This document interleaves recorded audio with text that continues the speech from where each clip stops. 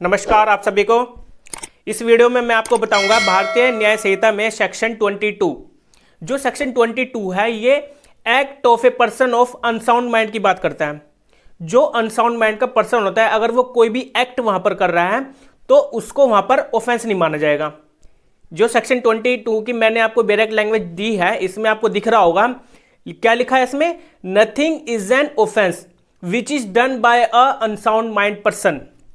जो unsound mind का person अगर कोई भी ऑफेंस वहां पर करता है तो उसको वहां पर ऑफेंस नहीं माना जाएगा और ना ही उसको वहां पर सजा होगी। तो ऐसा क्यों है? पहले तो आपको ये पता होना चाहिए कि जो अनसाउंड माइंड का पर्सन होता है वो कौन होता है।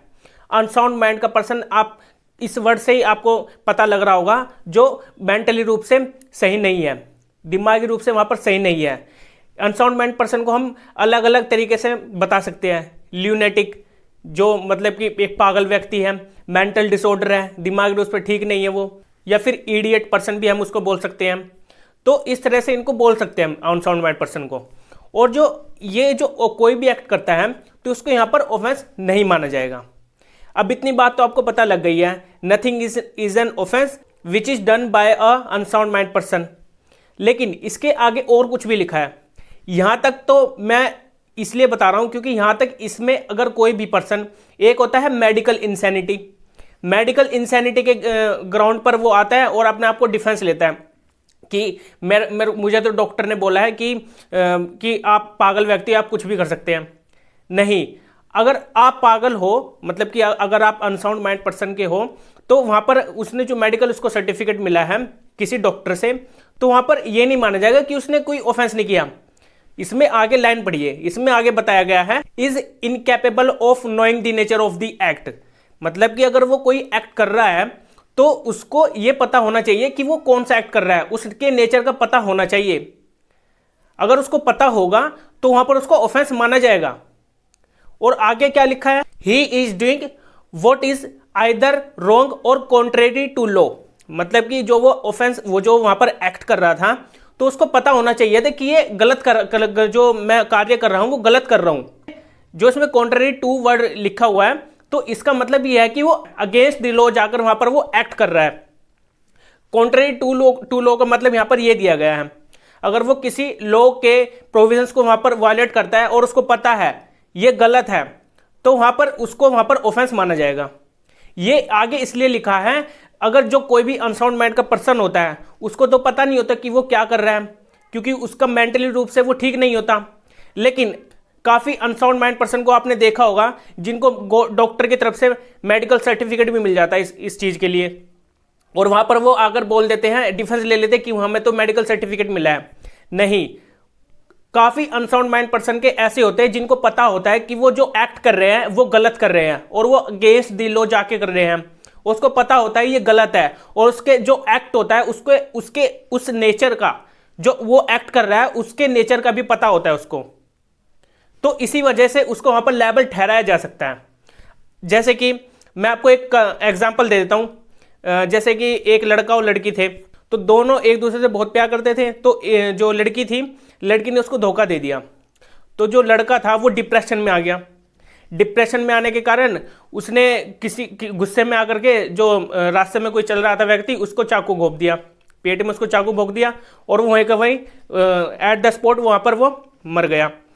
तो क्या वो डिफेंस ले सकता है कि मैं तो डिप्रेशन में था, और वो उसके जो इमोशंस थे ना उसके, वो इमोशंस और जो डिप्रेशन है वहां पर नहीं माना जाएगा, क्योंकि उसको पता है कि वो जो एक्ट कर रहा है वो गलत है, उसके नेचर का भी उसको पता है।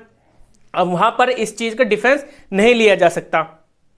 इसलिए यहां पर लास्ट में लिखा हुआ है कि उस जो भी अनसाउंड माइंड का पर्सन है, हो सकता है अनसाउंड माइंड का पर्सन, लेकिन अगर उसको नहीं पता है कि वो जो एक्ट कर रहा है वो गलत है और वो अगेंस्ट द लॉ जाकर कर रहा है, और उसको ये भी पता है कि ये गलत एक्ट है जो मैं कर रहा हूं, तो उसको वहां पर लायबल ठहराया जा सकता है इस चीज के लिए।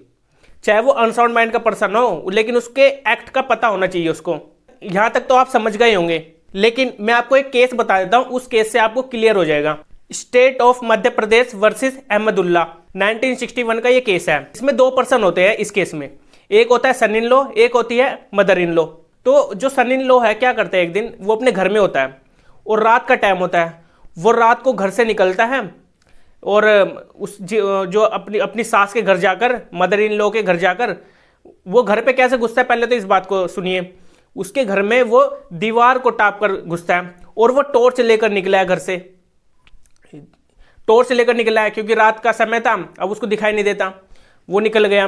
तो उसके बाद जब वो उस घर में एंट्री कर रहा था अपने मदर इन लॉ के घर में, तो उसने वहां पर जाकर क्या करा, अपनी मदर इन लॉ का गला काट दिया।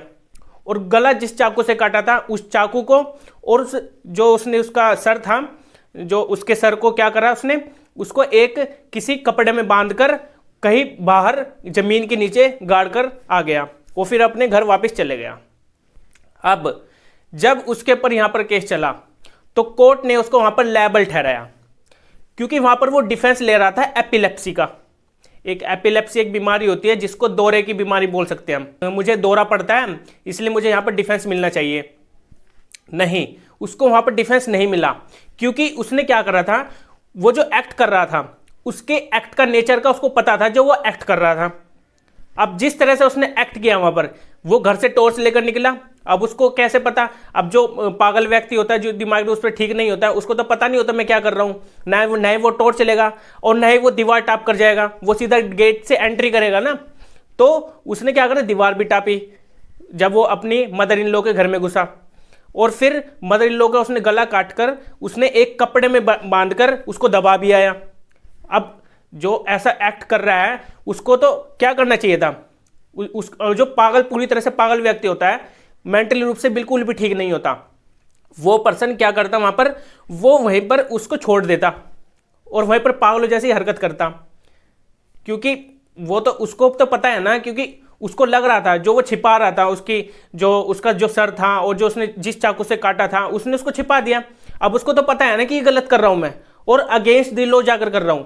अब यहां पर तो तीनों पॉइंट आ गए हैं, कॉन्ट्रेरी टू लॉ कर रहा है, और वो जो कर रहा था एक्ट वो रॉन्ग था, उसको ये पता था, और जो एक्ट कर रहा था उसका जो नेचर था, उसके नेचर का भी उसको पता था, नहीं तो वो इतने सारे वहां पर एक्ट कैसे कर सकता था, क्योंकि वो टॉर्च लेकर निकला, उसने दीवार भी टापी, उसने फिर उसको छिपाया भी, जो एविडेंस वहां पर दिखते, मतलब कि अपने आप को बचाने के लिए।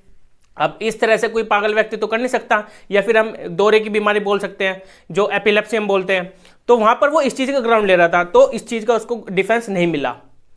अब यहां पर आपको समझ में आ गया होगा मैं आपको क्या समझाने की कोशिश कर रहा हूं, जो सेक्शन 22 में बताया गया है। अगर कोई अनसाउंड माइंड का पर्सन इस तरह से एक्ट करता है तो वो किस तरह से बच सकता है, जो दिमागी रूप से ठीक नहीं होता है, जिसको हम ल्यूनेटिक, मेंटल डिसऑर्डर या फिर इडियट पर्सन बोल सकते हैं।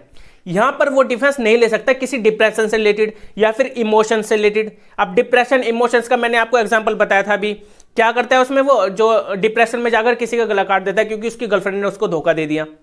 अब इस तरह का डिफेंस वो वहां पर नहीं ले सकता, क्योंकि अगर वो इस तरह से करने लगा तो ऐसे तो सभी डिफेंस लेने लग जाए कि मैंने तो डिप्रेशन में कर दिया और मुझसे ये गलती से हो गया। अब वहां पर वो डिफेंस नहीं ले सकता कि इमोशंस की वजह से मैं अपने इमोशंस की वजह से परेशान हो गया था और डिप्रेशन में आ गया था और इसी वजह से मैंने उस किसी पर्सन की डेथ कर दी। अब इस तरह से वो सभी बच जाएंगे।